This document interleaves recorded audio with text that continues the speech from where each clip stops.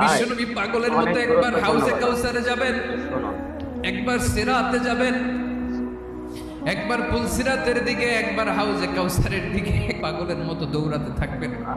তার কোনো গুনাহগার উম্মত যাতে জাহান্নামে ঢুকে না যায়। বিশ্বনবী বলবেন, আল্লাহ, ওই স্পেশাল দোয়াটা দুনিয়াতে করি নাই, আজকে আমি তোমার দরবারে দাঁড়িয়ে কিয়ামতের দিন ওই দোয়াটা করছি। আল্লাহ, আমার যে উম্মতের হৃদয়ে যাররা পরিমাণ ঈমান আছে, আমার একটা উম্মতকেও তুমি জাহান্নামে ঢুকাতে পারবা না।